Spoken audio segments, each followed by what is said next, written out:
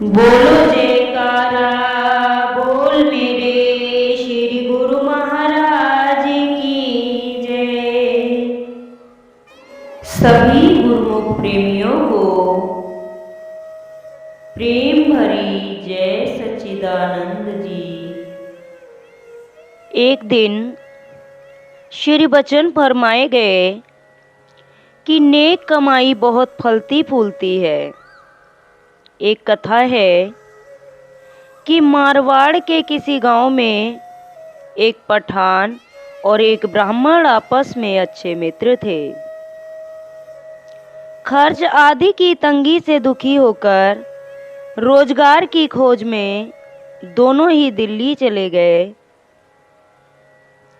पठान ने तो शाही बावर्ची खाने यानी राजकीय भोजनालय में नौकरी कर ली, जहां तनख्वाह के अलावा कई प्रकार के बढ़िया पदार्थ खाने को मिलते थे।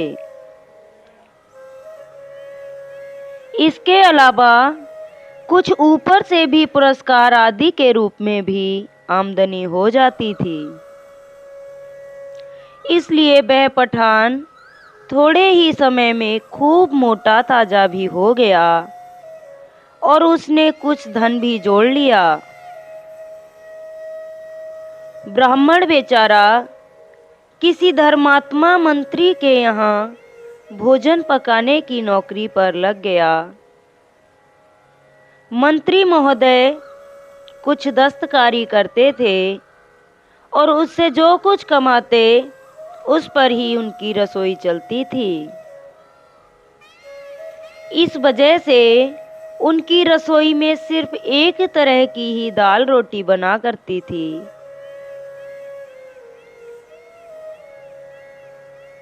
ब्राह्मण को तनख्वाह भी हर महीने नहीं मिल पाती थी और भोजन भी स्वास्थ्यप्रद नहीं था।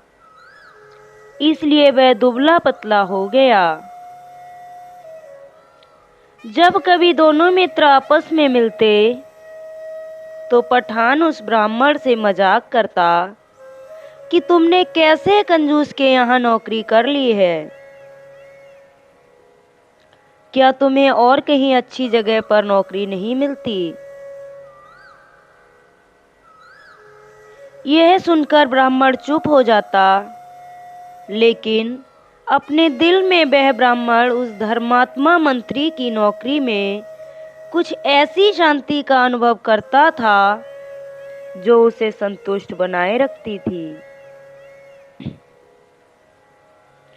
पठान ने जब खूब धन एकत्र कर लिया तो वहां से छुट्टी लेकर अपने घर जाने का विचार किया। जाने का दिन पक्का करके उसने ब्राह्मण को भी खबर दे दी कि अगर तुम्हारा विचार हो तो मेरे साथ चलो।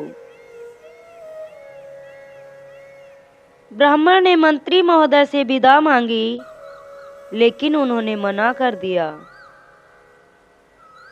जब चलने का दिन आया तो ब्राह्मण ने मंत्री महोदय से विनती की कि हुजूर, मेरा एक मित्र घर जा रहा है, यदि आज्ञा हो तो बच्चों के लिए कुछ भेज दूं। मंत्री ने अपनी जेब में हाथ डाला तो संयोग से 2 ही पैसे मिले। उसने वही 2 पैसे निकालकर ब्राह्मण को दे दिए। बेचारा गरीब ब्राह्मण मालिक से क्या कह सकता था। कहरे दरवेश बर जान दरवेश, अर्थात फकीर का गुस्सा अपनी जान पर ही होता है। वह ब्राह्मण भी अपना गुस्सा और किस पर निकालता। 2 पैसे लेकर चुप हो रहा। फिर सोचा कि जाकर मित्र से मिल तो लूं। बाजार से गुजर रहा था कि अनार बिकते दिखाई पड़े। दिल में ख्याल आया कि मारवाड़ में अनार बिल्कुल नहीं होते, इसलिए यही भेज देने चाहिए। 2 पैसे से 10-12 अनार मिल गए।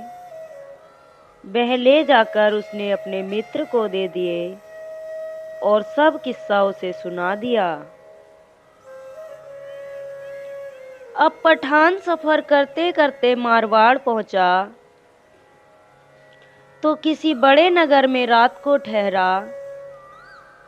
वहां सराय में चोरों ने उसका सब धन माल लूट लिया। अनार एक कपड़े में बंधे हुए खूंटी पर टंगे हुए थे, उन पर किसी की नजर ना पड़ी। बेचारा जब सुबह उठा तो अपना धन माल ना पाकर बहुत दुखी हुआ कि अब क्या करे और किस तरह घर पहुंचे। संयोग की बात कि उस नगर के एक बड़े धनवान सेठ का इकलौता बेटा बहुत बीमार था और किसी भयानक रोग से बहुत पीड़ित था। हकीम ने बतलाया कि अगर इसको अनार के दाने खिलाए जाएं तो इसके जीवन की आशा है, वरना नहीं। सेठ ने नगर में घोषणा करवा दी कि जो व्यक्ति अनार ला कर देगा उसे बहुत कुछ रुपया और उसका पसंदीदा सामान दिया जाएगा।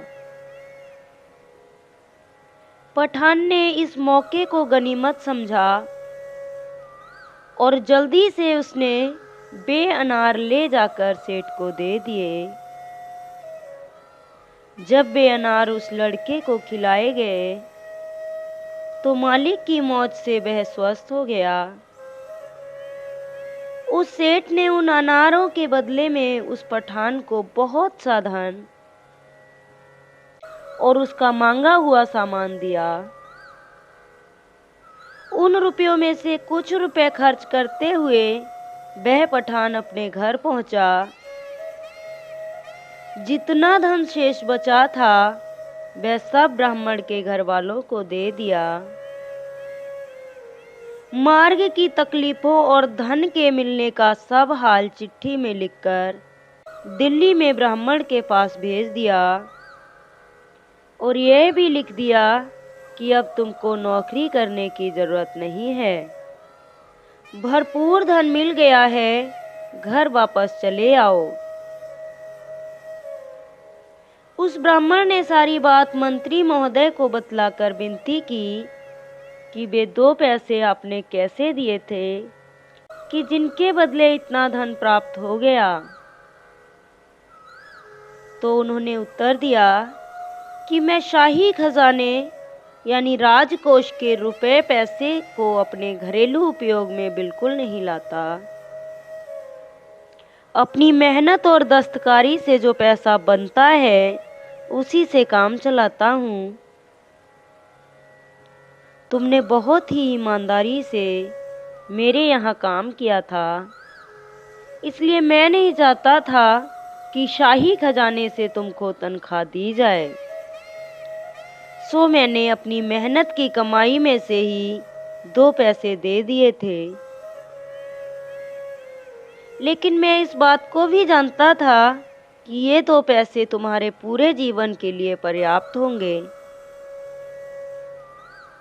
अब अगर तुम घर जाना चाहो तो बहुत खुशी से जा सकते हो। ब्राह्मण जब उन मंत्री महोदय से विदा लेकर अपने घर पहुंचा तो पठान ने उन रुपयों के लिए जो सफर में उसने खर्च किए थे माफी मांगी। ब्राह्मण ने कहा कि जो कुछ रुपया तुम वसूल करके लाए हो उसमें से तुम आधे भाग का अधिकार रखते हो, क्योंकि अगर तुम किसी तरह की खयानत करते तो मुझे क्या मालूम हो सकता था। असल में उन 2 पैसों में से जो मेरी तनख्वाह में मुझे मिले सिर्फ 1 पैसा ही मेरे जीवन के लिए काफी होगा, बाकी 1 पैसा तुम अपने काम में लाओ। इस तरह वे दोनों उसी दिन से नेक कमाई करके जीवन सफल करने लगे।